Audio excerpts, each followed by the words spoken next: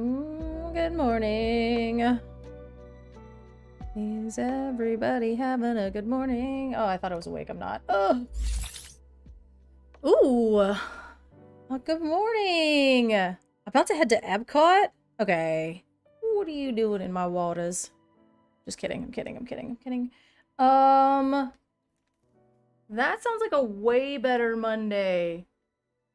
We're all wishing we were at Disney World and you're actually at Disney World? That's something. I'm very happy for you. Today was hard. I woke up today and I know I've been in your waters. What you doing in my waters? Yeah, I know. We're all here. Just secondhand thriving off of trying to survive in Florida here. What? But today is the main stage. It is the art. No. Yeah, because we did the lore. Nope. Yeah, we did the lore last week, and then we're doing the art main stage, the art directive. Oh my god.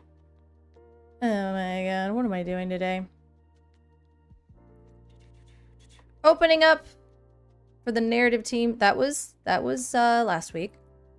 That was last week. And so this week we're doing the art main stage. I feel like I'm saying it wrong. I feel like that's not right. It is the creative team main stage. My goodness. And that's going to be with Rebecca and Garrick. And Garrick is getting it. Did you see on Twitter this morning? I didn't know Garrick could do this. I woke up. I'm like stumbling around my apartment trying to like be like, man, do I need to like do dishes or I don't know. I got to do something. I got to fold clothes. I got to be a person. And instead I get on Twitter, you know, and Garrick posts this like morning doodle. And I'm like, what? Oh, how do you got it like that, Garrick? Let me see if I can find this thing. Just a man of many talents. What's his dang name? He just like, where is this? There we go. Let's see.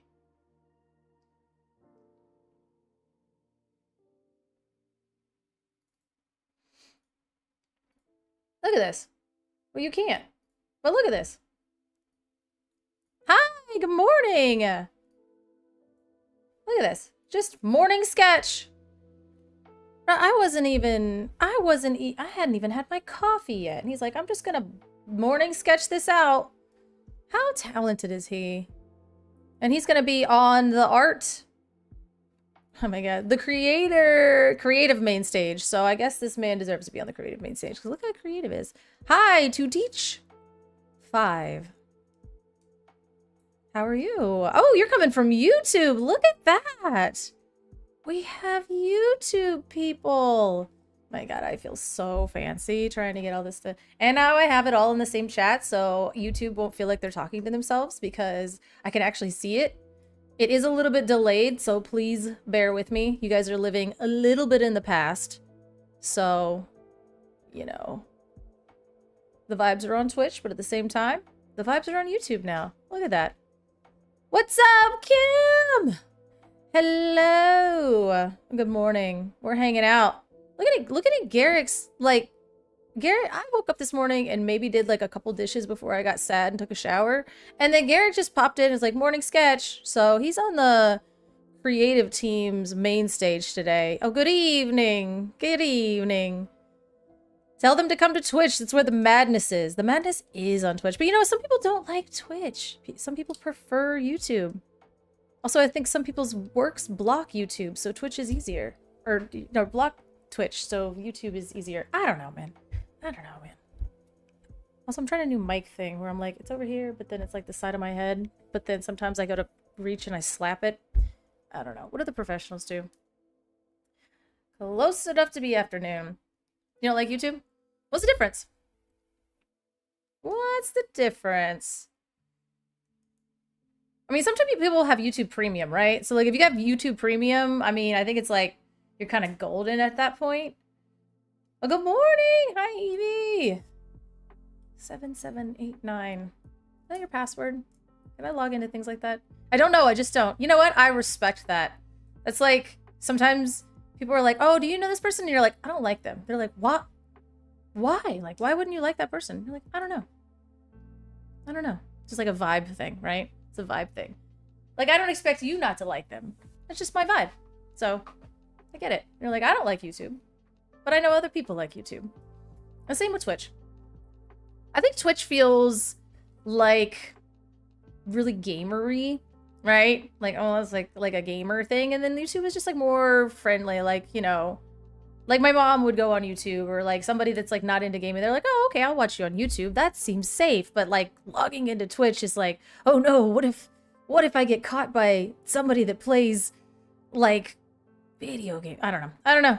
I pretend I'm a real gamer girl here. I know. The crazy thing is I used to play Call of Duty, and then like I used to play Call of Duty, I used to play Overwatch, I used to play like, oh well, Halo and all this stuff. Always all this stuff.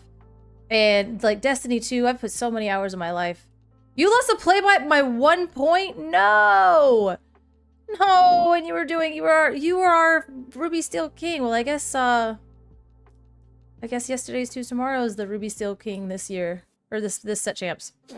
Oh. But yeah, now I play cards in Dreamland Valley. That's me now. Like, I play Slay the Spire, but you guys don't want to watch me play Slay the Spire because I'm not, like, really good at it. And, no, I guess I've been playing TFT.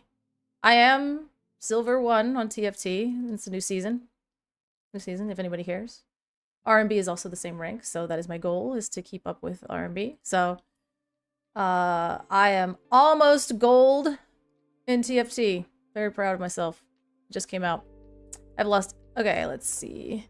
Got bubbled out of top cut by 6%. Oh, man. Kawa knocked me out of top 4 again yesterday, and I came in 5th and got... Oh, thank you for the follow! Let's see. How do we... More bread. Oh, I can get down with that. Yeah. Alright. I like your name. Welcome. You're welcome here. Kawa knocked me out of the top 4 again yesterday, and I came 5th, and he got 4th, and I got played out at top, and hey, he won himself a mat because I stole the first one. Well, you know what? Like, at least he's grinding for the household mats, you know what I mean? And you deserved one, so if he won it, you needed it immediately. You can't win with any deck this set. That's a lie. I mean, it depends. I forgot Lady generates 1 extra Lord of Tramp is on the field, so I had 18 points and thought he could only generate 8, but he had 9, so he won exactly at 10. Oh, no! I missed top cut for the first time since set 8 this weekend. It was a rough day. You poor thing. My only loss was Amber Sapphire. A lot of Amber Sapphire lists were coming in clutch. I'm not even gonna lie. Like, a lot of them. I kept hearing they were winning all over the place. Gotta get Renio. I can cosplayer and play on a matching mat. Oh my god, that's gonna be so cute! Wait, are you going to Gen Con or D23? Or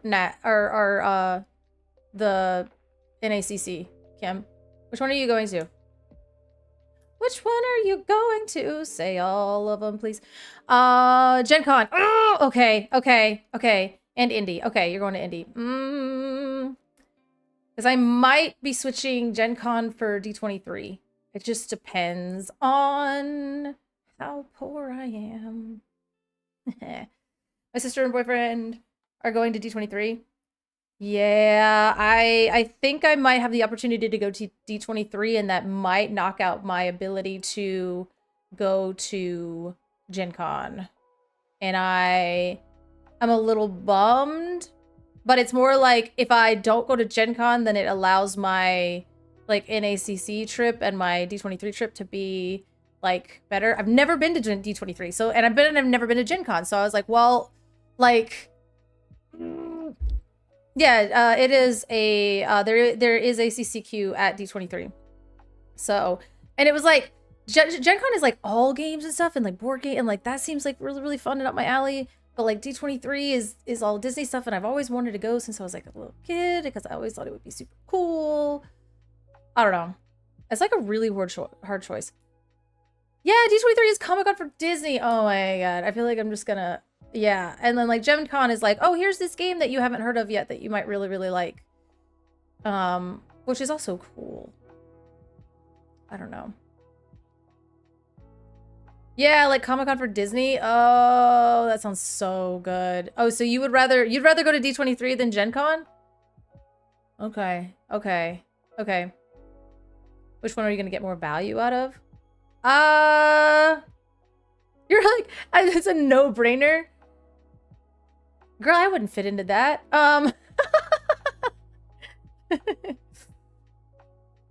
Oh. All Disney. All right, yeah. I mean, hey, that's kind of where I'm at with it. Like, I love other stuff, and I like, you know, I thought it was gonna turn into a weekend, but like it being all Disney is just like really exciting to me, and it's like kind of a really like, you know. So, I don't know. I'd love to go do all of it, but the problem is like I think with Gen Con, D23, and NACC being all and Indy all kind of being in the same thing. Like, I'm gonna be going to Indy, and oh, you get to go to Gen Con because of Kawa's work. Oh, they're gonna have cyberpunk stuff there? Ooh, that sounds fun. Thank you, cyberpunk. Yeah, okay, so that's gonna be really fun. Gen Con is biannual? Or wait, D23 is biannual and Gen Con is every year? Really? Really? Have fun at Epcot. Have fun at Epcot. Try to find that lemonade blueberry swirl thing. It's like a slushy. I don't know. It's really good though. It's basically just like frozen lemonade, but then they can do like a blue one and it tastes like cotton candy, but it doesn't. It's good. It's really good, especially if it's hot outside, and it is hot outside. But that's my favorite thing at Epcot. I don't know. It's frozen sugar, and I love it. But I did not know that D23 is biannual. It's not every year. Okay, we'll hold. Well, that makes it way easier. What's up? Yeah, he does. That's why he left us. Well, he works for Weird Co. Is that it? Or I don't know. I thought D23 was D23. D23 annually or biannually? Is every 2 years. Wow. Huh. Huh. Biannual. Okay, so I'm definitely gonna try to do that. Okay, that seems cool. Well, that's all my stuff. Okay, okay, okay. It's like the Disney Olympics. Yo, okay, well, when you put it like that. Game dev is game dev to me, and I'm on the digital side of game development, so cheers. Oh, yeah, yeah, yeah. Yeah, he's like a weird co. He's not CD Projekt Red. Wait, isn't that how you say it? I don't know. My wife said I can do the CCQ while she goes shopping, and that's terrifying. Let's go! I know. Well, that was the thing is, like, I told, I was like, I think I might go because, like, obviously I need, like, you know, childcare for during that time. And my daughter's stepmom was like, oh my God, that's so cool. Like, there's this purse that's going to be there. Like, can you make sure, like, maybe you could try to get it for me? And I'm like, I don't know how much, like, I can be standing in a line. Like, ooh. And so, you know, she was like excited. So I was like, okay, I think it might be D23 for me, but that might cut Gen Con out of my plans just because of, like, it's wild. But what hurts more is that the person that had won the first round in the tournament, then we had a rematch in the finals. Oh, main stage today, it's the creative team. And we're already looking at Garrick's creative side because it's going to be him and Rebecca Quest. And so we're going to get to talk to them, and, you know, obviously they're amazing. So they'll do that. And then Allie pulled her first discard card this morning. Was it foil? Was it foil? I think Katie pulled an enchanted discard at one point. Like, Katie's pulls are actually insane. Every time Katie buys a box, I've witnessed it. It's truly insane. Hopefully you get a spot to listen to. So we're gonna be watching it here together. Obviously, it'll be turned down, and probably I'll be talking over it. So sometimes that is a sensory nightmare to some people. So if you want, you know, obviously you can join. I've already learned it. The discord.gg/Disney Lorcana, or maybe / probably /. That's probably what it is. But If you get in there about like 15 minutes early, I think Rochelle usually opens the main stage so we can all get a seat a little bit early. But if you show up like at the time, it will not be there. So it's going to be at 1. So I'm going to do what I did last time, and we're going to get just a timer. Countdown. A countdown timer. Sure. I want to make it purple though. So event name. Let's see. Creative main. Oh, hopefully this fits. Main stage. And that's today. Today's the day. I always want to feel like I'm that starfish, but I'm not. Today's the day. I've never been that happy in my life. Never been that happy in my life. So it's saying it's like right now. What have I done? Oh, it's Jesus. Jeez, why are you the way that you are? It's April. It's there. It's there. It's there. Probably just stay here then. Yeah, I mean, I like it here because our chat moves a little bit slower, and by a little bit slower, I mean it moves a lot slower. We're not as ravenous, but at the same time, I think the main stages are a little bit. Oh, it's 420. I just, you know, neato. I remember when that mattered to me. What a life I used to live. What a life I used to live. No, I'm boring.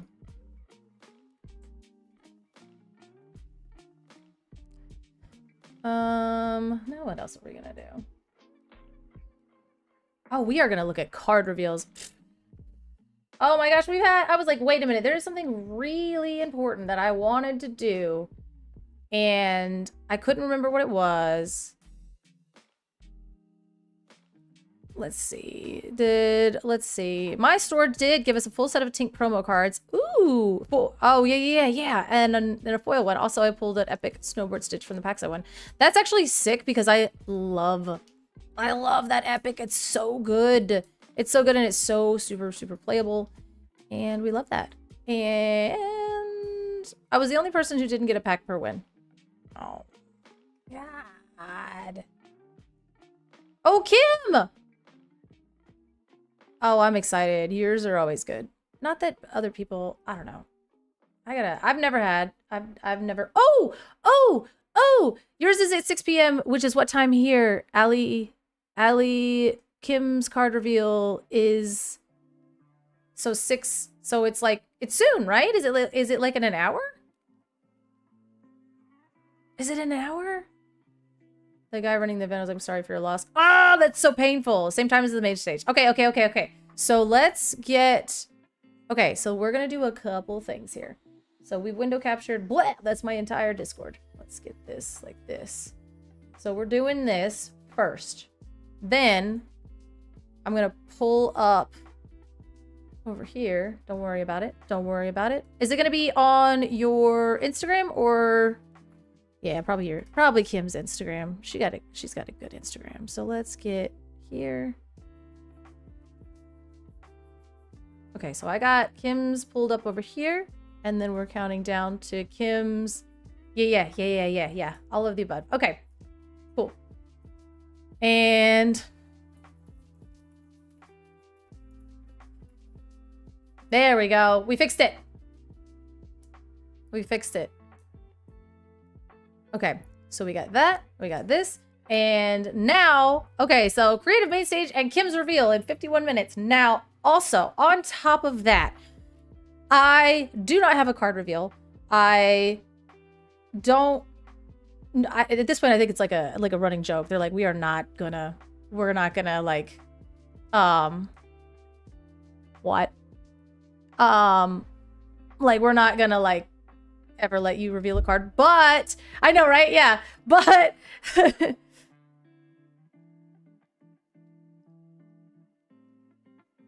didn't put Kim's reveal. I think I had a stroke. Wait, creative main stage and Kim's reveal.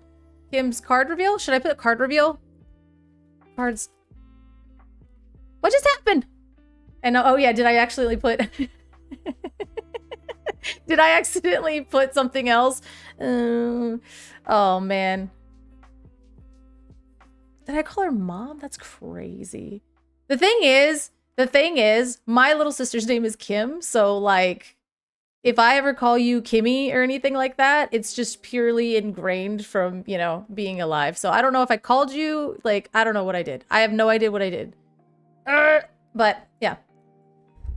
My sister is super, super grown. Her name is Kimberly. She calls herself Kimberly. Everybody calls her Kimberly, but I still call her Kimmy. So, yeah. Yeah, I call, and she'll get so mad at me too. I'm like, Kimmy, and she's like, what? Why are you know, Kimberly? I'm like, get over here. But yeah, color not doing a card reveal is worse than the Past Times movie because it sales on a day. No, I think it's funny now. Like I get to do a main stage on Wednesday, which is incredible. Like I was so like I cried when they asked me to do that because I am sad and things are important to me that are very important to me. So I get to do a main stage. I'm like super excited for that. But at this point, I'm pretty sure like it's like a running joke. Like we are not gonna give you a card reveal. But they have not said that. That is just that's my internal. That's canon for me. But Liam from the Illumineers and Zenulus have a card reveal tonight at 9 p.m. Eastern. And Liam asked me to do like voice acting. And he was like, don't ask me for what this is for. And I was like, okay. And he was like, you can't ask me what this is for. Don't ask me about the script. Just, I need you to do some voice acting. And I was like, okay, sure. And so I did it. And I, like, not gonna lie, it's like the most fun. It is like literally like one line of voice acting. And it was the most fun that I've had in so long. Cause it was like, I'm like, now I get why Brent does this. I mean, obviously Brent is very talented and this is not the same, but like, it was like, I don't have to be in front of a camera. I got to like, just be really silly and do this like one line that Liam asked me to do. And then he was like, hey, would you want to be on the Illumineers tonight while we reveal the card?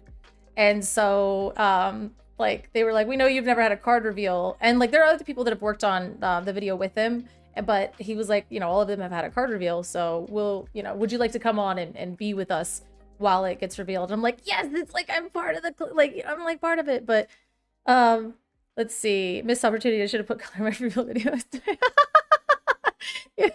Yeah, I'm just in it, but I never have my own official one. I just make cameos in everybody else's, even if it's just like my face that just like flashes really fast, just something stupid. But no, it's really, so I'm really excited. So tonight I'll be on the Illumineers, just kind of like sitting, and it's really funny because I haven't seen the card. I don't know. He'll become the Stan Lee of card reveals. That's actually so silly. That's so good. Yeah, so but you know, like, you know, Liam and of course they know what their card reveal is, and I'm just gonna be like, so I get to live react, I guess, with you guys. And I know that Liam always puts a lot into his card reveal, so they're so doing that. That's so funny. That is hilarious. You can't, I don't think you can like alter the card art itself, but you'd have to do, so like it can't be the card or whatever, but oh, that is really funny. I'm like, look, I made it into a card reveal. Oh, the Mike Wazowski like bit is one of my favorites. It's one of my favorites. Yeah, you can't alter the card in any way because you're like misrepresenting it or something like that. But I think that maybe if you wanted to do like a little bit beforehand or something, but the thing is like, I think at this point there's so few, right? Because I know that like they're trying to really control the way that like cards are spoiled and you know, it's so like, it's just basically like there's not a lot of card reveals. So even if the card like sucks, it's still such a cool thing to get is what I'm assuming, because I don't know. Yeah. That's so funny. Do it the other way around, yeah. And I'll be like, and then I could comment and be like, oh my god, I was finally, and they're like, I'm so sorry, Color. And I'm like, I was finally in a card reveal. And they're like, what the? Oh my god. That is actually hilarious. But like yeah, I mean, I think it's really cool because because they're trying to like give like bigger companies card reveals, and so you see, so there's less and less to give to like smaller creators and things like that. So when they do, I think it's such a huge honor that like I don't know, like maybe the card sucks, but at the same time, it's an exciting thing, I'm assuming, to get one. So I like, you know, how Allie like recreated the card out in the woods. That was really cool. And like, yeah, I really hope I get the Wildernot postcard in my pre-release kit because I want to frame it with the card that I revealed since that's where Merit is in it. Yeah. And it's like, it becomes this really, really cool thing. You're on the main stage, you don't count as a smaller creator anymore. That's for y'all to decide. Listen, that's for y'all to decide. I have no idea. It feels really cool though. It was really funny because like I like messaged Baker and I was like, oh my god, guess what? And he was like, you're on the main stage? And I was like, okay, yeah, so you already knew. I was like, okay. Oh man. Top 3. That's crazy. That's crazy. Well, I'm just obsessed with you, Kim. So, like, your infinite positivity is, like, the other side to my, like, I was, like, that's always my, somebody sent me, like, a meme one time, and they were like, look, it's you and Kim, and it was, like, I don't know if you guys remember, there's, like, the girl with, like, the rainbow hair, and, like, she's, like, smiling, and then she's, like, next to, I think it was, like, her sister, and her sister's just, like, in all black. I'm like, that's, somebody sent me that, like, they were like, that's you and Kim, and I was like, huh. Like, but I love it. You're like the other side of my coin. What is that? Like the, let me see if I can find it. The,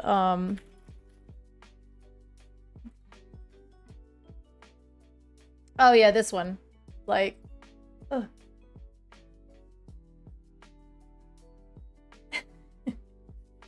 Like these two. They're like, look, it's like, it's like you and Kim. And I'm like, oh my god. I'm like, I guess maybe a little bit, but that's why I love it. What are we doing? What are we doing? I need a DLC match casted by Color and Kim. We actually got to do, that was Rochelle sending me and Rebecca the image of us in the booth. It's like a mother and child that had too much candy. Oh my god. Kim and, let's see. Yes, Allie. Oh my god, that'd be so good. A DLC casted by me and Kim, and then Allie can judge it, and then we can all just kind of take over. That, I think that means I'll have to be over in Europe. I have to go to Europe, but I think I can do that. But I will say, Kim and I did get the opportunity to cast together, and it was a Pack Rush tournament. Yeah, it was Unhinged, and it was so funny because actually, Allie, like Harlan, like messaged me and was like, or like put it in Discord and was like, hey, I'm watching this, and he was watching. Okay, let me. Basically, he said that you guys were watching the Pack Rush thing and you were watching your game of it, and then you kept watching it because me and Kim were just being like ridiculous, and he was like, it was actually like really enjoyable. You guys are really good together, and I was like, oh, that's so nice. And yes, and we did cast it inking, but that was a little difficult, man. We were like 3 deep in the booth. That was wild. That was a wild time. Because then at one point, I think it was like me and you and Baker all in the back and like in the booth trying to cast at the 3 in the booth was too much. It's too much. We did it the last ink, and I think it got a little bit cleaner. But that was my first time ever being with like 3 people. And it was my first time casting with you and Kawa and Baker. So I was just like, I don't even know y'all's flow. And now there's 3 of us. Oh, that was wild. It was fun though. But yeah, the Pack Rush thing was, I think that's like, that was on like the Hobbyist Novice YouTube, I think. This channel eligible for Prime subs. Is it? I think so. I think so. Is it? I think it says that you're a subscriber from Prime. It says that you're a Primey guy. You'd never casted with Baker either, so we were both just like super ultra winging it. Okay. Let's see. I don't even know how to find. It is really, it's such a weird feeling when I go on somebody else's YouTube and then like, oh look, it's like my face, you know? Which is just kind of weird. I think this might be. Welcome back to the Disney. Okay. And there was like one video where I was like, oh cool, let's watch the Pack Rush thing, and then I clicked on it and I was like, oh, it's just like literally me and Kim.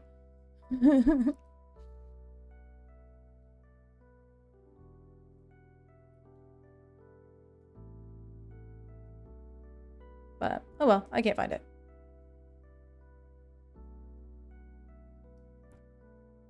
Oh well. The Prime sub thing, I don't know. Potentially? God, was that 5 months ago? Or was it even longer than that? Oh! Holy. Life has happened so quickly.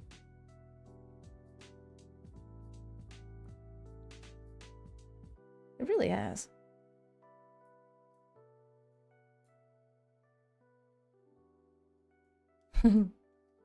Let's talk about some cars. I was trying to find that video, but I truly don't know where it is, so.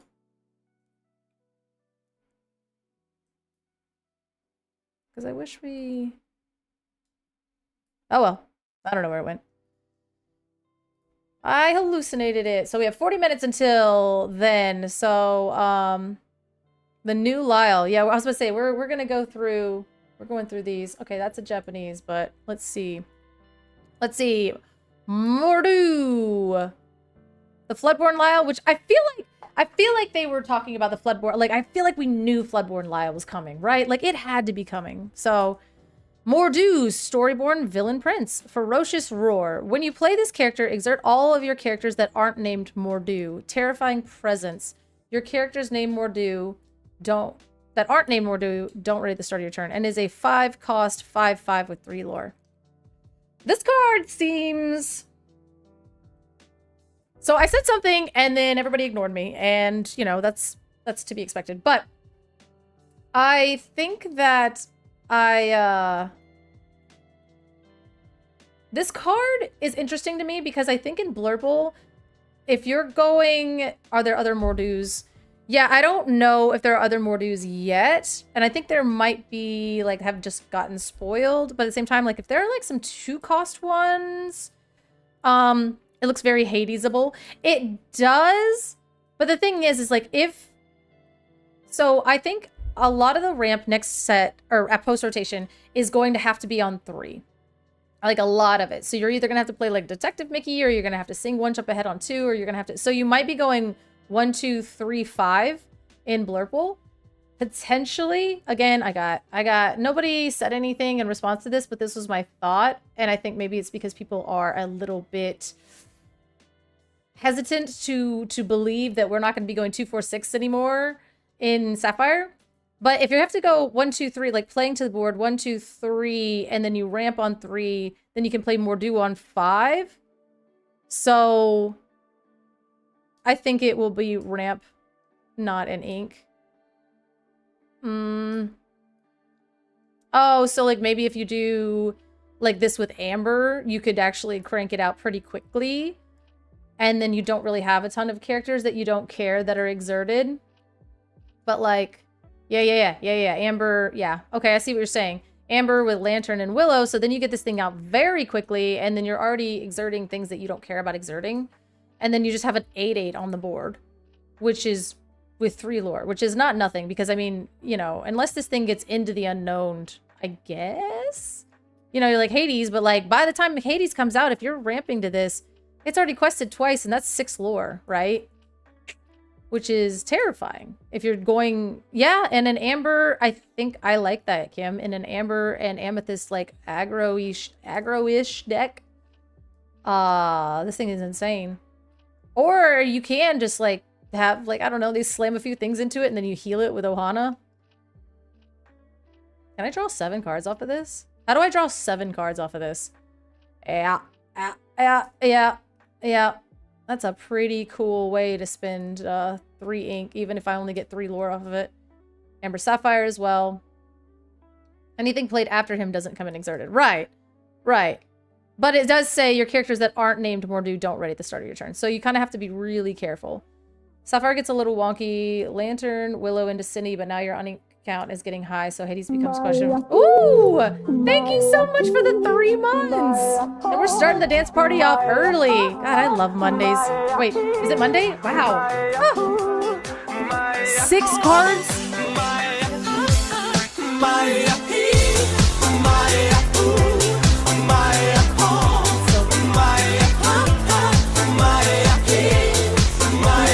I know, right?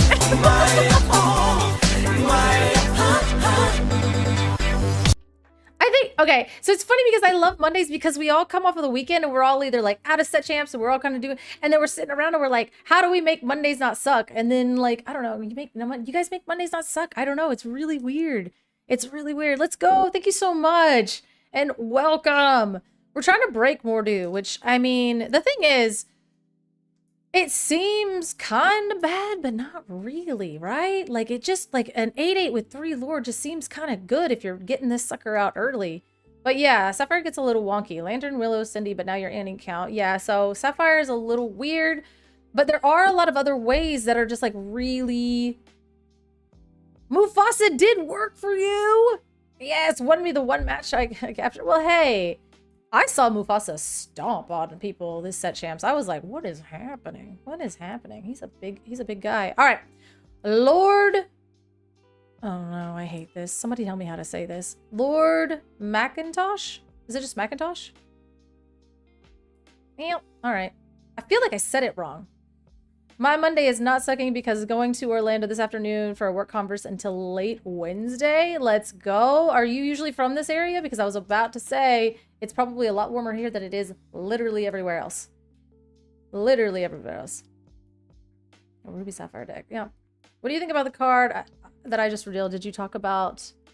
No. I haven't gotten to it. I haven't gotten to it yet because I want to... Wait, where did you reveal it? Send us a link. Did you do a whole reveal or did you just go... Here's a card, which is also like a reveal, like you're revealing a card. I will say, I cannot wait to talk to Joe, to Spessy, about his card reveal. I need the lore on his card reveal. I'm in DC, so it's definitely warmer. Hey, well then welcome to Florida. It's really warm, but this is our nice time of year. Send us the link to your card reveal. I would love to see it. If you don't mind, or I can just have, you know, I don't know. I don't know which better is for you. Like, if you don't want us to watch it on here, then we won't. But if you do, send a link, you know, it's that kind of thing. Because I didn't get a chance to see it yet. And, but yeah, I can't wait to, I can't wait to talk to Spessy about his card reveal and be like, were you at your doctor's office? Can I get the lore on this card reveal? Because I need it. And I know that I'm insane, but like, part of me was like, don't you like live in like a place that has like a place that actually has like Stonehenge or like near it, or like maybe you live in Germany, which is like what, that's like a 20-minute train ride. No. Okay, this looks really cool and I don't want to miss it, so I'm gonna click off of it for a second. Hi chat. Hi Color. Hi EC. Oh hey, what are you doing? What are you doing over there? I've made this really wonky and I'm upset. Ew, this is hard. It's Kim and we're waiting for her card reveal, but then we also have the Dutch Illumineers card reveal. God, this is like the best. Look at this. This is like, look at it. Look at it. Who'd have thought? It's a Monday and we're just like, okay, let's get... To collect, Commander Rourke has arrived. Okay, listen, I have to figure out how to fix that. I have to figure out how to not blow my eardrums out. Lyle Tiberius Rourke, Adventurer for Hire. Uncommon. 2-cost inkable card. Storyborn, hidden, emeralds. 2 strength, 2 willpowers, high for value. When you play this character, you may draw a card, then choose and discard a card. Dirty tricks. At the end of your turn, if 2 or more cards were put into your discard this turn, each opponent loses 1 lore. Quest for 1. The only quest for 1, but at the same time. Oh, this Lyle is like... Okay, that was epic. That was like way more epic than I thought it was gonna be. Sorry I couldn't get that. Hold on, I'm sorry. We're gonna let it go again because I want to see the beginning. All right.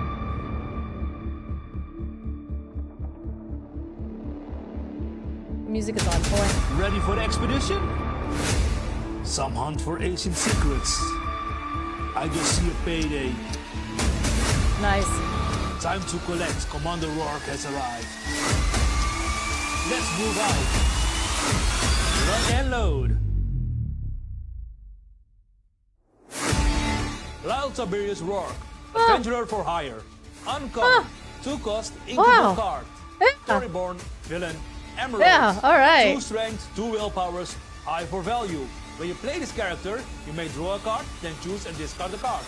Dirty tricks. At the end of your turn, if 2 or more cards were put into your discard this turn, each opponent loses 1 lore. Quest for 1.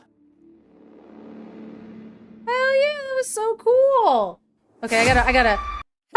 I think I turned it down for you guys, but I couldn't figure out how to turn it down for myself. So I got to hear that. Like, you know when you start like the start menu of a game where they're like, hey, have you started up the game? And you're like, what?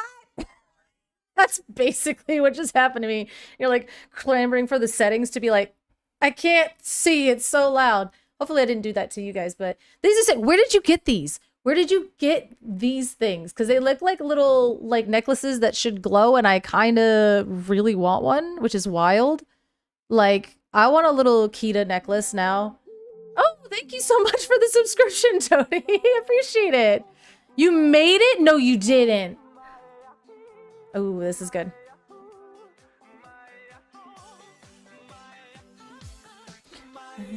It's Monday. I gotta learn how to...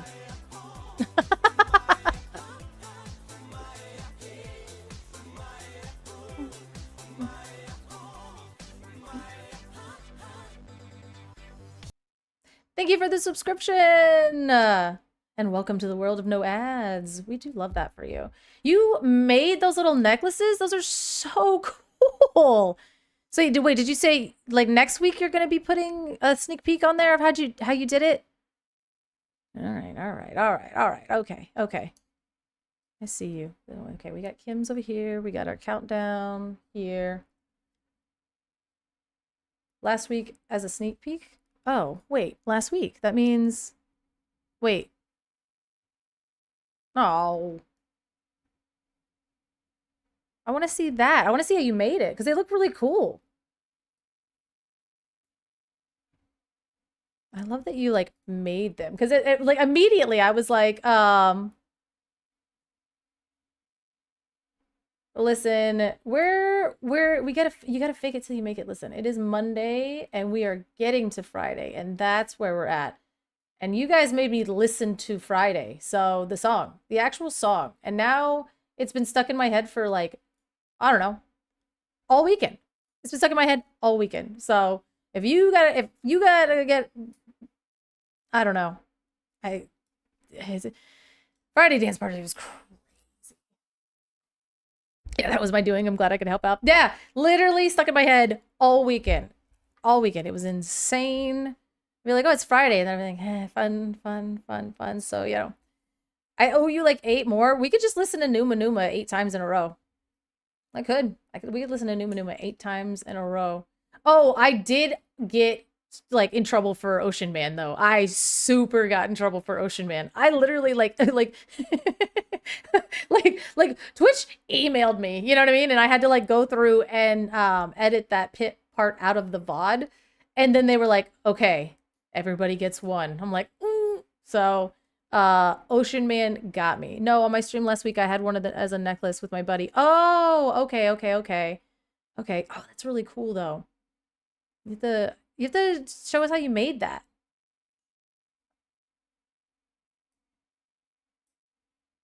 That's really cool. All right, so Lord Macintosh, tough it out. He is a uninkable 4-cost 3/4 with 2 lore. This character may interplay exerted to give chosen character resist +2 until the start of your next turn. Okay. I kind of Who would have thought Ocean Man would be what kills the channel? Like, it was crazy. Yeah. I've been playing Numa Numa. We've been playing the like hey song with the He-Man thing. We've been goofing off in here, and Ocean Man, like I got like an email. Like I got a talking to. So uh it was a banger though. Worth every second. So I think this card's good. I mean, I mean it's uninkable, which kind of sucks, but wiry and high strung. I mean, like same, I guess. I don't know, but this coming in giving resist +2, kind of good for like a challenge matters decks. Uh, really good in the face of an angel, right? You could play this on an angel, and she'd have a resist +5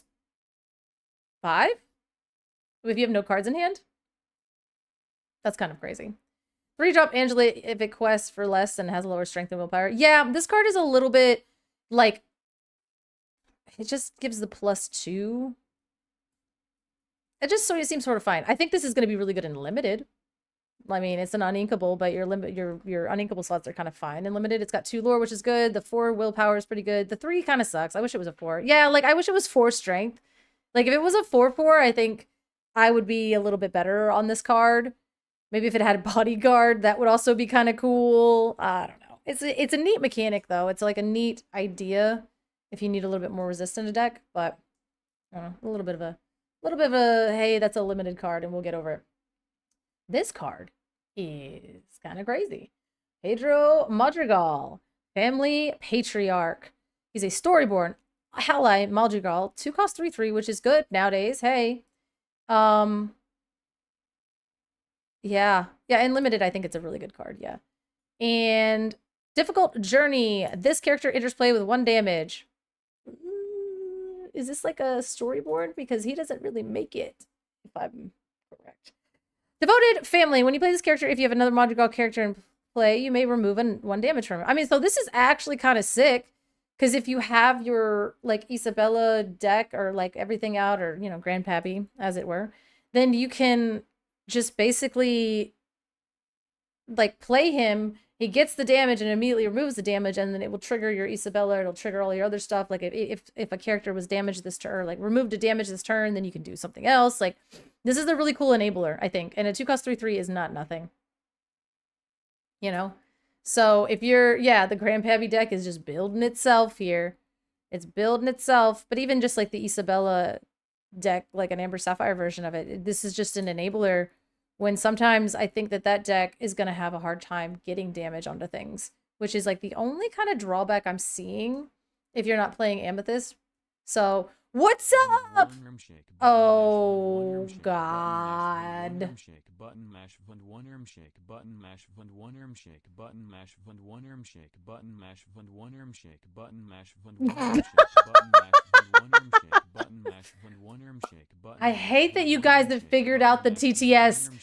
The mash fund 1 arm shake button mash fund 1 arm shake button mash fund 1 arm shake button mash. The fact that you guys, you can't hear it? What? What? Oh, wait a minute. That's crazy. Hold up, hold up, hold up. Hold up. Oh, you were robbed. Wonder what happened. Switch alerts. Alert dashboard. Where'd it go? Okay, where's my alert dashboard? Where did it go? Huh. Huh. Oh, you guys heard it? What? What is happening? Alert dashboard. It says that, I mean, I heard it, and so Twitch and YouTube heard it. I can't hear it. We can't hear the TTS. What is happening? Y'all heard the whole thing? I did.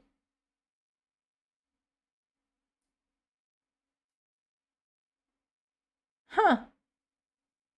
Somebody do it again. Do it again. Do it again. Well, maybe because I had it turned down. Ooh, maybe. Because Dutch Lumineers, it doesn't like you. Vund one arm shake button mash vund one arm shake button mash vund one arm shake button mash vund one arm shake button mash vund one arm shake button mash vund one arm shake button mash vund one arm shake button mash vund one arm shake button mash vund one arm shake button mash vund one arm shake button mash vund one arm shake button mash vund one arm shake button mash vund one arm shake button mash vund one arm shake button mash vund one arm shake button mash. Oh my god. Vund one arm shake Oh button mash vund god. one arm shake button mash vund one arm shake button mash vund one arm shake button mash vund one arm shake button mash vund one arm shake button mash vund one arm shake button mash vund one arm shake button mash vund one arm shake button mash vund one arm shake button mash vund one arm shake button mash vund one arm shake button mash vund one arm shake button mash vund one arm shake button mash vund one arm shake button mash. Woo! That's that button mash. Like, I don't know. How would you do the button mash? It's like I think it's like that. I don't know. That'd have to be the dance. Yeah. Like, actually, but unmute you.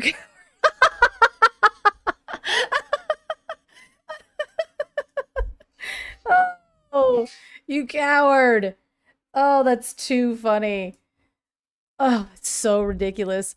Listen, we have all kinds of dance parties in here. You have been refunded. Get wrecked. Oh, that's my favorite thing to see. That's my favorite thing to see. I would like to spend channel points to ban TTS for the rest of the stream. Oh, we've got like we could ban R&B, I guess. I mean, you know, if you guys banded together. I don't know. I have that in there as an option, as a joke, but man, like actually timing somebody out would make me really sad. I just feel like, aw. This is my girl. Whoa. Okay. Okay. All right. It got a little too real. It got a little too real in here.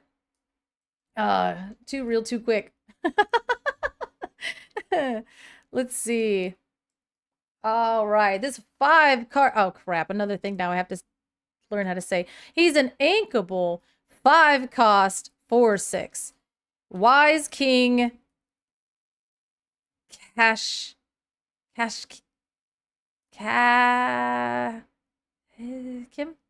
Cash?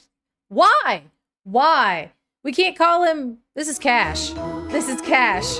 Ooh! Cashim. Cashim outside. How about that? That's so stupid. Oh. This is Catch Me Outside. How about that?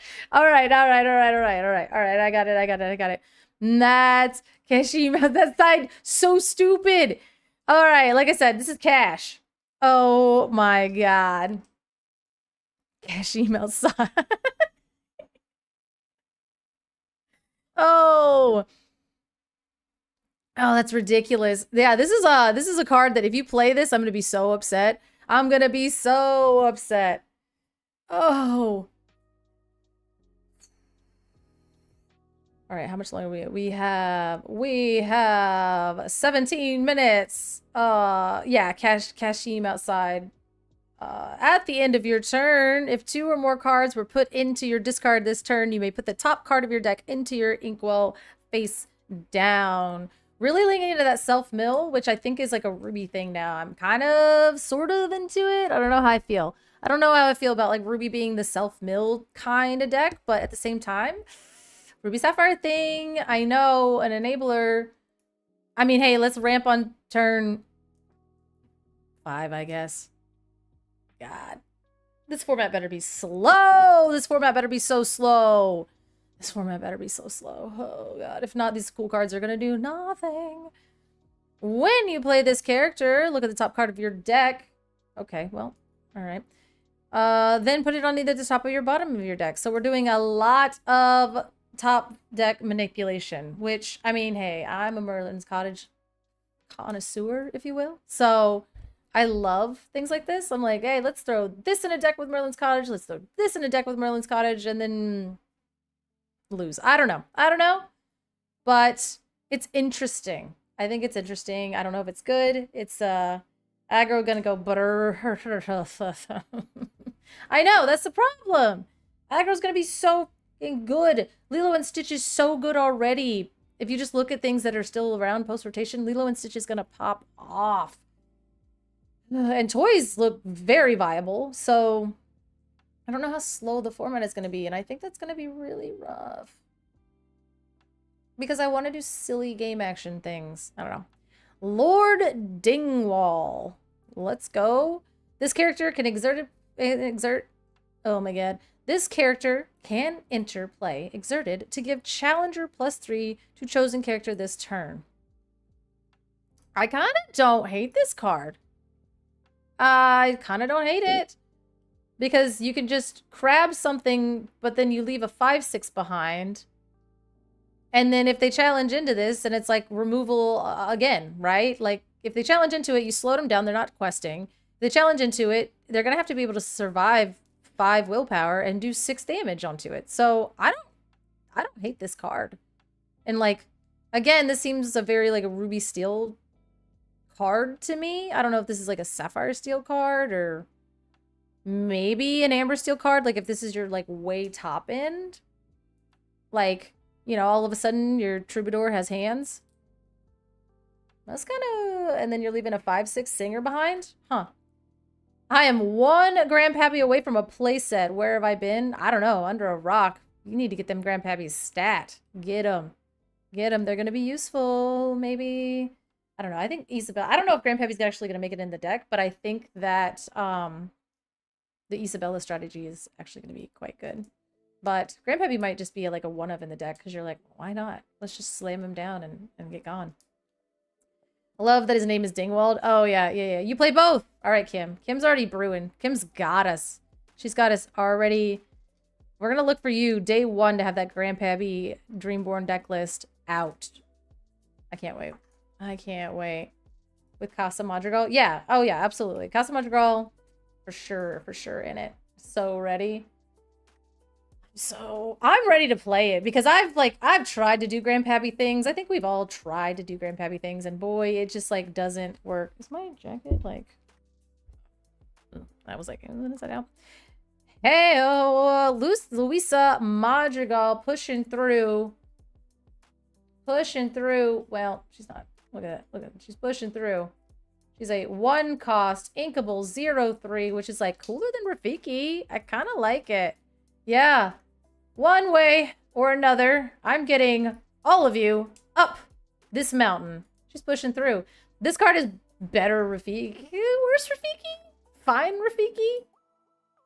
It's okay. I mean, it's a Madrigal. This card feels really good. I mean, just another really good inkable Amethyst 1-drop, right? Like, that's their identity. Yeah, not being able to get Fire the Cannons is huge. It not having 3 kind of sucks. It being only 2, like 2 strength is, I don't know. But it's pretty good. Somebody was like, "Oh, look, it's a monkey." This is interesting because I like how they started spoiling this. They're just like quietly being like, "Hey, by the way, we're gonna throw like Atlantis in here a little bit too." Ally tag is not useful in Amethyst, but Madrigal tag is good. Yeah, I think the Madrigal tag is good. It's better because it can't die to Fire in the Cannons. It's kind of like poopy challenger, but listen. We're getting to it. I'm so excited. We knew there had to be a Floodborn Lyle. If there wasn't a Floodborn Lyle, this was all dumb. So during your turn, if 2 or more cards were put in your discard this turn, this character gets gains 1 lore. So this is more of that Ruby self-mill thing, which I think is kind of cool. Like, let's make Ruby self-mill and we'll see what happens. Put it with Amber and we're doing kind of cool things here. Get a little circle of life going. Get a little self-mill strategy. I don't know. Kind of into it. Here he is. Here's the boy. He only made it as a rare, but he's a 6/4 and he's uninkable. I mean, it's kind of cool. I'm glad that there is, because I kept saying, right, that there's got to be a villain that's going to take advantage of this and try to be like evil because of it. Like maybe the Vine is like, yeah, he hurled his Thunderbolt right into this guy. He is a, yeah, what? Ruby card, like it's uninkable. Way, that's crazy. Shift 4, which is like not even that much of a reduction, then it can get thunderbolted immediately. But when you play this character, put the top 2 card. Reading is so hard. When you play this character, put the top 2 cards of your deck into your discard. Then you may return an action card with 4 or less from your discard to your hand. I mean, like, right? Like, It's cool, though, because there's obviously a story being told here, and I like that. Like, there's obviously a story with, like, the Milos and the Lyles and all that kind of stuff going in. Because then we have this one, Dangerous Plan. Look at him. He's not doing well. He's inkable. It's 1 cost. Here's, like, an actual... Like, this is the first time we've gotten to see, like, the flowers popping off and doing evil flower things, because they keep alluding to, like, the flowers are evil. What are they doing? So, looks like he's having a bad time. There's Audrey, yeah. Dangerous Plan. Draw 2 cards and then discard a card at random. So I'm gonna play this because I want to enable my discard trigger, because I want to be able to, like, you know, do the combo that's in my hand, because it needs me to discard a card to be able to play the card in my hand. So I'm going to draw 2 cards and then accidentally discard my combo piece? Thoughts? Thoughts on trying to do something and then discarding the something that you're trying to do? What a wild way to nerf that, huh? Faithless booting. Yeah, like, boo. Like, why am I doing that? No. It's like not even faithless looting. It's like rough. It's like crazy. A card at random is crazy. A card at random is crazy. Please don't say at random. If this was just faithless, God, that would be so good. Draw 2 cards, discard a card. It's just better strike a good match, right? But no, it says discard a card at random, so you might actually just fry yourself in half. So, it might be good enough because, like, Ruby Steel, kind of like this for my, Ruby Amber might like this. Like, if you, but that's the thing, is I want to, like,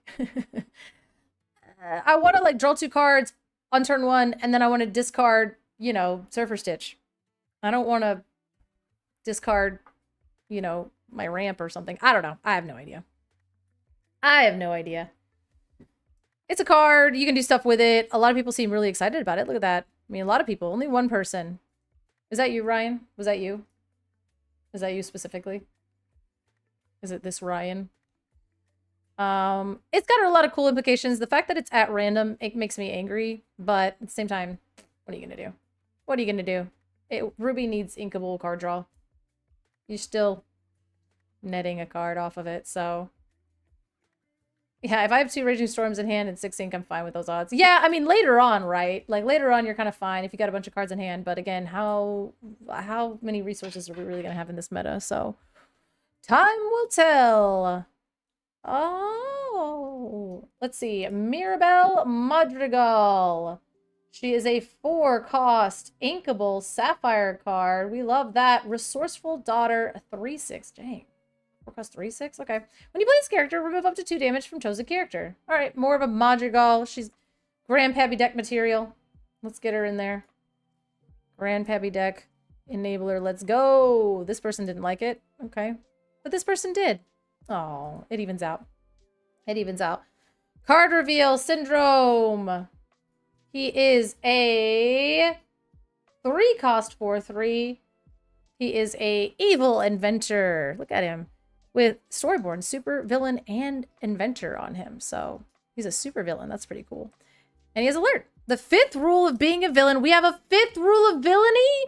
Oh, hold up. Rule of villainy incoming right here. The 5th rule of being a villain. The best way to get revenge on your enemies. Lots of practice. Did that feel evil enough? The 5th rule of being a villain. The best way to get revenge on your enemies. Lots of practice. I mean...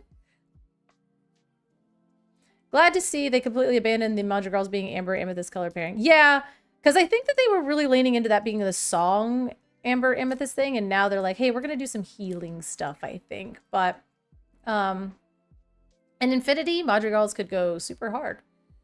And this might be just like a new Madrigal kind of thing, so I don't know. It's cool. Giovanni Macintosh? Just the 3-cost 4-2. I don't like anything now again. Like, I think I was fine with 2 willpower a little bit, like a little while ago. But then they printed Angel. And they printed, like, I don't know. And people had to start playing Fire the Cannons again. So I don't love anything with 2 willpower. And if he has a Floodborn, that's insane. So I don't really want to. This card is just, like, fine. The art's cool. It's cool. Let's see. Dale, excited friend. He's a 1/6. My god. When you have a character named Chip in play, this character gets +1 lore. Kind of fine. We're shift Chip and Dale. That's hard to say. You just shift the Chip and Dale. That's kind of cool. Another Chip and Dale shift target. Playable card. Totally playable card. Totally playable card. Eleanor, Spellbound Queen. She's a Storyborn Villain Prince? I don't think she is. She had much to learn about being a bear, but protecting her family came naturally. I don't think that she's a Storyborn Villain Prince. I don't think, you know, an unofficial translation, final wording can be different. Yeah, I think Eleanor is probably not a villain prince. Thoughts? Thoughts on the mom bear being a villain prince? Maybe. No. It's okay. So she says she's a classic queen. It like literally says Storyborn Queen right there. Okay, so that's yeah. If you look right there, it literally just says queen right there. So we're good. This is but it does say like down here if the translation can be right there. Unofficial translation, final wording can be different. Final wording is different. So Challenger +2, so she's a 4. Oh, whoa! This card kind of whoa. Picture only has 2 sags, so yeah, and it does say it says queen right there. So her being a 5/4 is kind of. I've watched that awful TV show. I know Regina means queen. Oh, okay. There you go. Let's see. 1/1/1 Minnie Mouse. Whenever this character quests, if you played another character this turn. Gain 1 lore. It's cute. It's cute. Oh, Once Upon a Time. Oh, that show. Okay. We have 3 minutes. Let's get in the Discord. Let's get in the Discord. Oh dear. Oh dear. Let's get in there.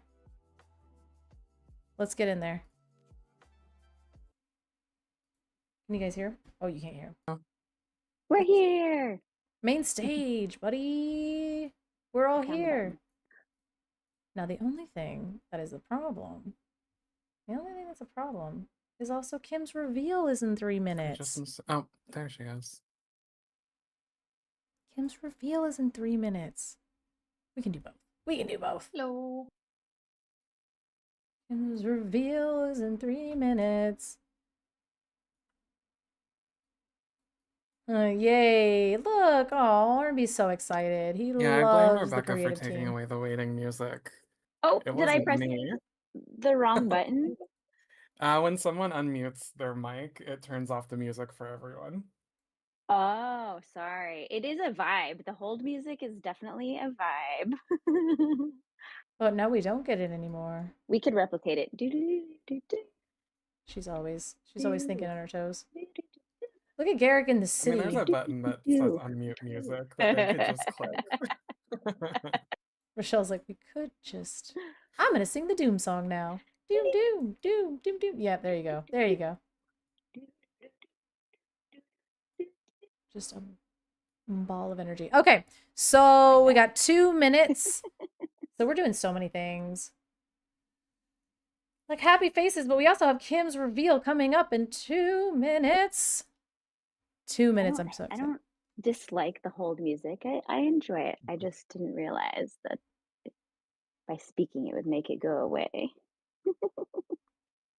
Okay, so we're gonna deafen them for a second. Just for a second. Gert, please stop singing. Thank you. Reginald gets it. He's like, doom, doom, doom, doom, doom, doomy, doom, doom. All right, I'm sorry. No, I'm just as bad. Oh, 2 minutes still. Man, that's crazy. Blah, blah. Let's just watch it. What do you got over here? What do you got over here? Energy for this. I am unsubscribing from this drama. I just don't have the energy for this. I am unsubscribing from this drama. There we go, Kim. Let's just watch through, like, you know. So,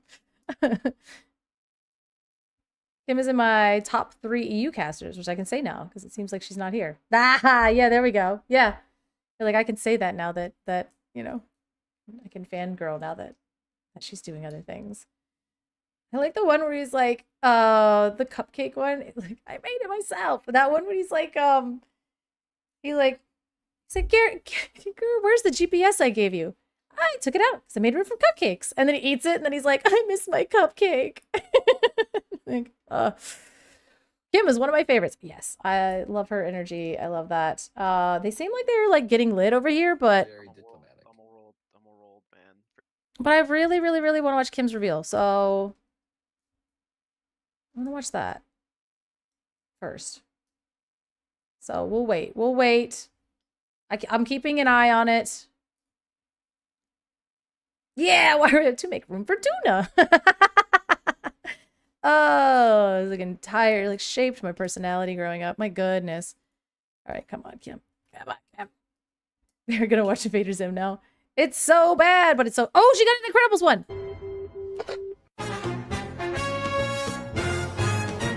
Violet, watch the boys. You're in charge. Hear that, boys? I'm in charge. So behave. Freshly baked. No. Did you wash your hands? Aww. With soap? Oh, buddy. That's another one. Did you dry them? You can Dogs. have one. Dash, if you don't drop those brownies, we are about to play bowling for brothers. Aww. Introducing Oh. Violet Parr at Wit's End, a 1-cost inkable steel glimmer with 2 strength and 1 willpower. She has the ability Alert. Will she see play? There's only one way to find out as we enter the wilds unknown. Aww. Oh, it's so cute, and you got all the dogs involved. I love it. I love it. 1 cost, yeah, dwarf replacement. Oh, yeah. Okay, okay, that's pretty good. It's pretty good. Okay, let's get over to the main stage. And then Rebecca Quest, and very recently. Look at that. Oh my god, we did both. Oh, we knocked it out. Woohoo! We got to talk about that card after the fact, So, though. with Wilds Unknown, we kind of talked about this with the narrative main stage last week, but and on the special lore cast. But something that's different with this set compared to previous ones. Maybe is mine's is that, gonna go crazy. I think mine's goes crazy in We're infinity. spread out across 3 different, very different settings, and so you see characters in all different sorts of places trying to get back to the Illuminary. It's hard to get everybody on And this so, the thing, so I'm trying to get like. First, what I was hoping y'all could talk through is just the Whoops. visual, the identity of each of those settings, starting with Will or Not. Aww. Nobody jump in all at once. Jungle landscape. What? So I have to know. I this just popped into my head, so I apologize. This wasn't a planned question, but did you decide first on like the ink identity of each of the 3 locations, and then the like locale, like the Look at jungle? Garrick Like, which low-key came first, being in jungle or Emerald Amber? like Night Like, City. was it the ink first, and then you went what kind of environment makes sense for those inks, or the other way So- around? So for this, we knew the ink first for sure, because the inks are based on the Illumineers in this. So, Mhm. we have like all of the 3, like our base Illumineers, they have their own dual. Is there only inks. 3 Illumineers? So we based, we kind of assumed that with their inks, they go into these 2 ink biomes where they kind of It looks like he's cosplaying Pete's games right so, over but here. I think what is special is that actually all the amber He does look glimmers like he's have the concentrating same really hard on setting, something. and normally we have amber glimmers in Like, every Garrick class, looks right? We have, disappointed in us. different locations in Lorcana, Do we feel and like? everyone He can be looks there, but this time we kind of terrifying. assumed that the glimmers just went with their Illumineers. So that's how it was. This is like business. Like, this is the Garrick where you go into a meeting and he's like, did you get those That's super reports? interesting. I like the decision Did for you were those supposed to have those in by colors 3 p.m. because it just feels very nature to me. I'm disappointed in me Obviously, too. We have the emerald and all the green foliage and all of that, and you see the sun coming down and illuminating Woody here. It reminds me of the amber. So, and the flowers as well. I really like that visual language, you know, melded together with the storytelling. I think that's really cool for this location specifically. Garrick is good at like art, so yeah, he asks the good Yeah, questions, I the think hard-hitting questions. Like kind of the identity. He talks about of things the like builder, also, movement you're, and like, depth mixing and I don't the know, different, typically like the visual, which is like a inking normal like- art like thing Garrett to was discuss, saying. but It was, I don't like, know. different having I'm two always inks in mind. impressed by people. In the setting when it's like a single ink glimmer. Yeah, I think that these were it's always like this with these complex What are they doing in chat? things in Lorcana. What are they doing where over here? Once it's solved, it looks supernatural, and you feel like, oh, this is so normal, right? To see Woody in this fragment of Lorcana. But I think it's quite tricky to develop these locations to work for each ink. But basically, for us, the process to have them be split into inks was because we knew that all the glimmers are single ink. So we had this split in the locations, and I think that we talked about this before in the like. Oh my god, that's so funny. Really like confused. He's like, why am I with imagining things, him but, doing we talked the about how, Overwatch the like Mercy, jungle like setting when she just is comes down and ults and is like, and I'm like, oh my god, that's exactly what that is. more human-friendly, and the bottom part is a bit more dangerous and unclear, and it's the Emerald. Disney part. Lorcana So we plus wanted to Roosevelt's? have this Yeah. clear split in all of these locations so that we always can show a single ink glimmer. But when you, for example, see a little bit of background, you understand that there's like some emerald also happening in the background, but we have these characters placed in the amber part of the Wilderness, for example. And So I there's think just that like different, I guess. with these locations, with each Okay. of them, first we started with like this, that we want the jungle and it has to be amber, amber emerald in this case. Okay, so you But, Amber Emerald Toys is like confirmed. how We got to do it like that. Amber emerald is the trickier part, but we base it on the ink qualities, right? So, for example, with amber, we know that amber is usually presented as this more organized and human-friendly and kind of More organized and human friendly? so everything with amber Interesting. is a little bit more friendly, and you have plenty of characters that Still are Under in the Sea some just got a new parts toy in the of, Discord. ruins, in some architecture that's placed in I tops can't. of the trees in the amber setting, so their lives are a bit easier. But Do you have a the link to it, like emeralds that's not in glimmers Discord? are Because I don't placed want in these to emerald parts, click off. which are a bit more chaotic, and they have I don't know to if I can adapt click to that off. because adaptability is one of the qualities of the emerald ink. So basically, we were focusing on how do we make this part of the jungle, like what would be Under the Sea just got a more new toy. human-friendly Ooh. and man-made in this jungle setting, and then trying to pick the solution for this ink in amber, and then what would be more perilous Dual and unexpected, damage. and pick the emerald in this way. And what we landed Each with opposing character was gets -2 this this turn. top and bottom. Oh, it's a song? With the Ooh. other biomes, you will notice that Ooh. they just have different solutions, but they are Each usually opposing character gets clear -2. ones. So we Each have the opposing top character part, gets which is -2 this turn. this Oh, part, God. which As if Emerald and Sapphire they needed have this little anything. bit of overlap, but it's not.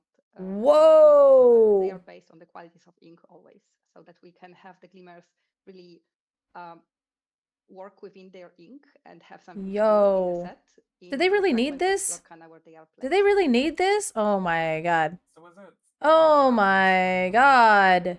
Because you, instead of, oh my god, instead of playing like Della's Moon Lullaby or something like that, or then playing So with Sisu Loves This. Oh my god. like the top part, and the amethyst part is the bottom part. And in some of the amethyst parts, Yo, this card amethyst is a cards, you will see song. that Because you've some already are almost got like, yeah, it's better floating, held held some, high. for Like example, the you already have amethyst usually is like your very Prince Philip magical, in play. and in steel parts you have Your Prince Philip in play, and something that instead you of have singing to Malicious Mean and Scary, you sing this and just get their work whole with, board. and So you have these, a like, you have 2 more reliable board obstacles that wipes. require them to be strong, So you could because either have steel Under the beams Sea need and hit to everything be very, still, very or you strong. could have So you will Malicious see Mean and Scary and more Prince Philip. heavy details, heavy elements that they have to move, or Because they have sometimes to you have Under the climb, Sea, but it doesn't but hit they everything, have these right? more like But physical obstacles rather than the magical obstacles in the amethyst ink. that makes Emerald Sapphire disgusting. Disgusting. And then Great Empty Sea. Yeah. Is it a similar thing, up and down with the ruby versus the sapphire? Yeah, I would say so. And this again based on the qualities of the inks. And That the card sapphire, enables a I think, was lot. really tricky because sapphire glimmers are more intellectual, which is kind of harder to show in the cards. But we were more focused on these like exploratory qualities of the Like the sapphire amount of glimmers and showing times that them you with have like these Malicious Mean and beautiful Scary floating and then like elements Under that the you see Sea, on and you're like, ah. your ley lines. But then if you had Malicious Mean and Scary and just switch that out, and you're like, oh man, Infinity with Muses? So we picked the ground to That's be gross. ruby, and because the vine is growing. I mean, like what? We have We show Coil, these splits in the ground that are but ruby shaped to create these, again, like ruby glimmers are more like yeah, active glimmers that will jump and run. So we show them. That being card is active good. with That more card is very good, ground and it's fragments. inkable. So we just want And to it hits create every something character. for the glimmers That's to, insane. just do I what am. their inks would do, basically, and that's how I'm high on that card. these Okay. inks were created. And we of course had amazing concept artists working. Can you imagine? Was the card reveal even like? The Ravensbrücker team was preparing like the guides, and It's a common. It's a and common. the artists were Oh, that involved in card this, is and good. they did really incredible work with Huh. all of these locations. A lot of world building happening with, which I know is something that you guys all talk. It's funny, we're getting more world building with this especially than like we the did with narrative like team, the narrative team. The world building, but with these different biomes now, I feel like they're like the world, the realm of Lorcana just got like, we saw such a huge expansion with like going into the Inklands and the Azurite Sea and everything. But this Garrett is like texting, even, or like, is on he a grander scale, that there's something must be on like on world fire at building work? going on, and it's just interested Like, to hear about that process and how the artistic team specifically like approaches world building from the with the art. Rebecca So with I the think good that questions. what I talked about before is mostly what we do. So we get these general guidelines from the narrative team, and we of course work together a lot. So we know of some of the roles of the characters. We also base a lot of themes on the mechanics of the cards, and all of the teams like game dev and narrative and our art team work. Just a little dumb joke work for you. together to look for themes that will work for this type of cards, right? So when you have JDZ was like, I want, he's like, I want an Oasis. And I was like, anyways, here's Wonderwall. I think I'm funny. I'm not, but I think I am. Enchanted Wonder the Wall win. And we talk about how do we solve that vision. Nice. And sometimes we have characters that have really like strong narrative function in the set that have to do something. And will we ever get an official map of Lorcana, at least the locations that I've been to already? I would love a map. I would love a map. I'm definitely that type of person where you get a new like book, and you just open the map and you're like, okay, here's the map, and then sometimes they have like the family tree at the beginning. I want a Lorcana map. I want to be able to geographically look at where we are, where we've been. All of it, all of it. All to feel like they are just trying to in their own ways. Give us a map of Lorcana. To the Illuminary, and we look for how would that work for this group of characters, and if they have any specific role that we also have to follow. Like we have the travelers, for example, that are a group of characters that we assume that they are. What did he? It's so sad that. It's so sad that since we were only play the top versus what is he in the set, and it's so sad that since we rotate only play in top versus Amber. Okay, that's literally they have a specific role in the game. Let it go. JDZ's on it this morning. My goodness. How do we solve that? So He's like, for I was these wondering cards, what they were especially complaining about. I guess they were complaining about like they are a little top bit more, decks. I don't know. That's hard to like. You can't be mad classical about top arcana, deck. Come so on. they don't have this Come on. theme of being like Headless Horseman, Ruby Sapphire. Oh my god, you're so right. Oh my god, because you can sing it, activate Headless Horseman, and if they have anything else turned sideways, all of the challenging becomes so much more favorable. So they feel like they are a little bit Dude said I only play against people playing other cards. Since then we have cards even these guys within pass that only play against people playing other cards. Wild take. Oh. I can't wait to get Disney Lorcana's Wild Unknown, and I hope they add the Great Mouse Detective characters in Disney Lorcana's Wild Unknown. They definitely... Oh, well, yeah, it would be cool to see Great Mouse Detective stuff. We haven't seen, like, Radigans in a minute, have we? Also, I liked that you used the government name of it 2 times. The Disney Lorcana Wilds Unknown. That is moving on from respect. Different locations. Why can't we just play the same deck I'm playing? I know, right? Like, God, just play the mirror all the time. Having this style in mind for the Enchanter and Iconic cards, Lore Nouveau. Ooh, let's talk about it. Let's talk about it. Let's talk about it. Some cards here to talk through. I already saw it, but let's talk about it. Kind of expand on that, or if the creators have any questions about Lore Nouveau. Just because Akita kind of messed up. Yeah, right. Like, why don't you just let me win? I'd love to hear more. We need like an online client that lets you just play against bots, right? Just go play against bots. Then you'll feel better. About it, I think, feel like a genius. Taking a look at all of them, we can sort of Frozone is so good. Look at him. Similar to one another. I think of this Frozone card as well as the Mrs. Incredible Enchanted that we've seen. Let's talk about it. Those 2 cards illustrate the style very well. But yeah, I would love to hear more about this specific style and why it was chosen for. But I like that, like, Touch the Sky and everything is all very delicate looking, and then this is very like, I don't know, it just feels like they encapsulated the Art Nouveau style really well, using a very feminine and masculine energy, like superhero versus princess energy. I don't know how to. So in this case, I don't like those terms. I don't want to use those terms. That's not what I meant. I guess I'll just say like superhero versus princess. We wanted something that would feel kind of organic and natural, but also still feel like it belongs to the world of Lorcana. And I think that we were thinking about doing Art Nouveau for some time, because we of course talk about like what we would want to do in the future. But I think that in the age of AI, it's kind of difficult to avoid things looking just too. They can't show Mrs. Incredible. One chat over there is gonna get real weird real quick. Dude, even Twitter has been insane to the point where I think I said something to somebody and they were like, "We get it. Mrs. Incredible is hot. You can't not draw her and she just be attractive. It's just the way it is. We have to get over it." And I was like, okay. It's like, oh man. But it's still funny. When you look at these cards, and especially when you look at all of them laid together, you see that imagine the artist be like, "Hey, you have to draw Mrs. Incredible." I think I would be like, "Oh God, okay. How do I do this without getting in trouble?" Have this little hint to the Art Nouveau as their point of reference, but we really wanted them to feel more like a Lorcana interpretation of this than. That's a funny one. Wild's Unknown, and then Elsa's like, eh.